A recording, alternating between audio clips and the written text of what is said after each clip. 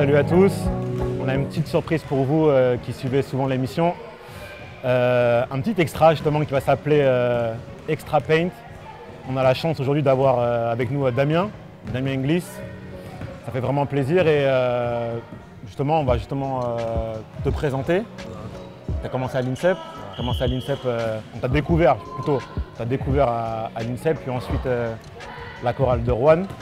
Et ensuite tu as été drafté. Raconte-nous un petit peu, on a envie de savoir comment s'est passé justement ces premières années en NBA, ce début. Déjà bonjour, merci de m'avoir reçu aujourd'hui. Ça fait plaisir. J'étais blessé, donc je suis arrivé à NBA blessé en fait. J'étais drafté, j'étais blessé. J'ai raté les 18 premiers mois de ma carrière NBA en fait.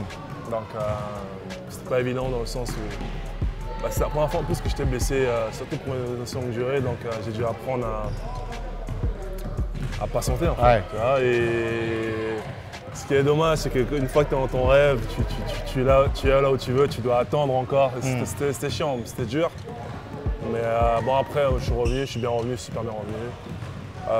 J'ai fait mes premiers matchs, j'ai fait mes matchs, j'ai fait mes trucs, ça s'est bien passé. Et puis voilà, maintenant je me prépare encore pour revivre ce rêve-là, comme je veux dire. Là justement, on est au Factory, on t'a vu tout à l'heure t'entraîner un petit peu avec les autres joueurs professionnels sans contrat. Comment ça se passe pour toi, l'actualité justement? Qu'est-ce qui s'est passé ces dernières années, ces derniers mois, avant aujourd'hui? Beaucoup d'ajustements, énormément d'ajustements dans le sens où les personnes autour de moi, mon équipe, j'ai changé d'équipe simplement. Je parle de mes représentations, donc mes agents, je parle de mon manager, choses comme ça, on a beaucoup changé. Je vais dire que là, on se prépare après quelques mois de galère quand même, parce que bon, j'étais en D-League, j'ai joué en D-League un peu. La D-League, c'est bien, mais une saison, c'est long, c'est très dur à vivre. Donc en fait, je regrette rien du tout, hein. C'est ce que maintenant on se prépare.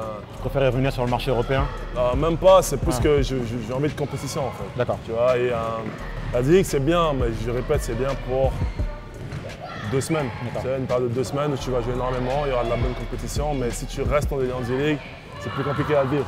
Donc je suis revenu en Europe simplement parce que je voulais de la compétition, parce que l'Europe, l'Euroleague, l'Eurocup sont des grandes compétitions. Et voilà, là on se prépare, je me prépare pour ma prochaine équipe. Ok. Justement, on parlait de ton arrivée en NBA, justement aux Bucks. Qu'est-ce que tu as pensé justement de l'équipe qui était en place là-bas? Ils sont en place. Ils sont en place. L'organisation elle est en place.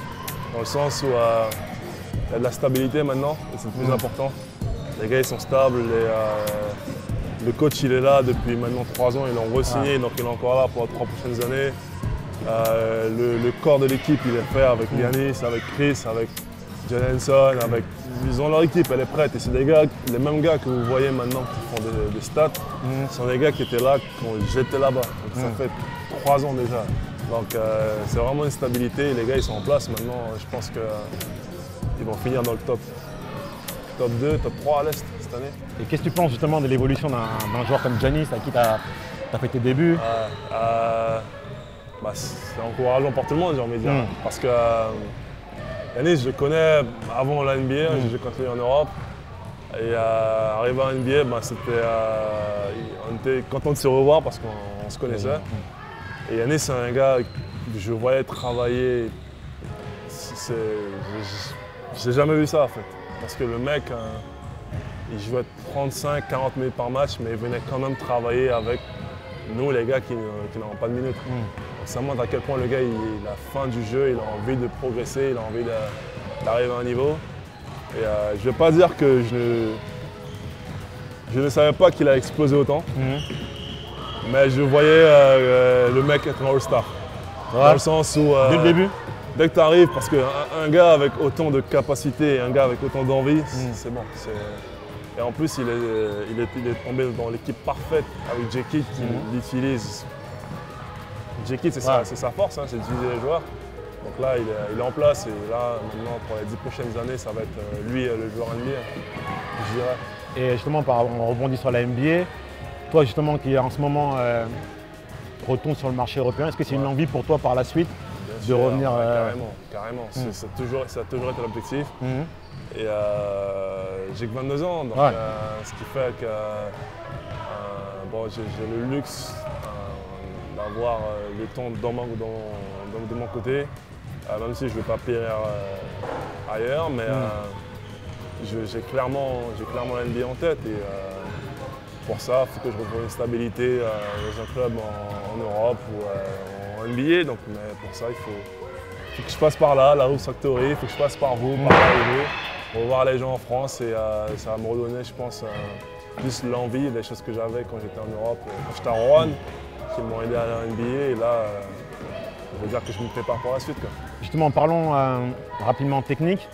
Selon toi, qu'est-ce qui faisait de toi un joueur NBA et qu'est-ce que tu peux encore apporter à ton game pour devenir encore un joueur supérieur et justement être un joueur régulier dans la ligue? Je suis un joueur polyvalent, dans le sens où il n'y a pas un truc où je domine, mais je fais beaucoup de choses très bien, en fait. D'accord.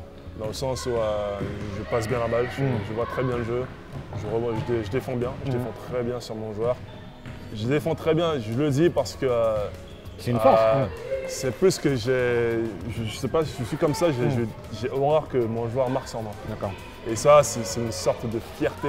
Donc ça, c'est un truc que tu as depuis tes débuts dans le basket? Ouais, ça, si mon joueur il marque contre moi, c'est compliqué. Voilà, là, il y a un problème pour moi. Donc, je prends la défense très à cœur et à côté de ça, en attaque, je construis, je crée un cercle avec coéquipier, je crée mon propre tir. Je n'ai pas vraiment de force, je fais beaucoup de choses très bien. Et c'est là ce que tu m'as dit pour que je sois encore au niveau supérieur. Il faut juste que les joueurs polyvalents, c'est une force et une faiblesse parce que un coach, il ne peut pas le faire rentrer et lui dire je vais le faire rentrer pour une mission spéciale, tu vois, dans le sens où il va rentrer, il va faire plein de petites choses en fait. Donc toi tu penses que tu dois dégager une force parmi toutes ces qualités? Non, je vais garder ma polyvalence, je vais la garder parce que c'est ce que je fais de mieux en fait. Et pour y arriver justement, il faut que je travaille tous les jours. Tous les jours je dois travailler sans méga, je n'ai pas une spécialité, je dois tout faire. Et je dois passer des heures et des heures à la salle pour travailler ma polyvalence justement. Et là actuellement tu penses que tu as les outils ici, par exemple à la Factory ou quelque part d'autre en France pour pouvoir bien travailler, remettre… En France, il faut une salle. Une salle et j'ai les gens qui sont là pour travailler avec moi. Il y a des gens que je travaille depuis un moment, avec qui je travaille depuis un moment maintenant. Et il faut juste la salle. Et puis il y a la Hoops, il y a l'INSEP où j'ai accès à l'INSEP encore. Donc voilà, il y a ce qu'il faut. Hein. Il y a ce qu'il faut. En plus, il y a du monde qui vient jouer. Il y a des gars qui jouent le vendredi, même le samedi, des fois le dimanche, et qui jouent, qui me permettent de garder encore un peu le rythme du basket. Il y a de quoi faire en France. Hein. La France, on a dégagé beaucoup de joueurs, bien, tu vois. Donc, ça fait du bien de revenir au bercail, comme on dit, et puis tu te prépares pour la suite. Quoi. Pour finir cette interview, qu'est-ce qu'on peut te souhaiter pour cette fin de saison et pour la suite? La santé. La santé. Juste la santé. S'il vous plaît, la santé. Tout le reste va suivre. Dès que tu as la santé, j'ai appris par rapport à ma blessure, tu as la santé, tout va aller, tout va rouler. Donc dès que tu as la santé, c'est le plus important. En tout cas, merci à vous de m'avoir reçu. Ça fait plaisir. Et puis à très bientôt. Bonne chance à vous et puis voilà, à la prochaine. Damien Inglis, in the paint.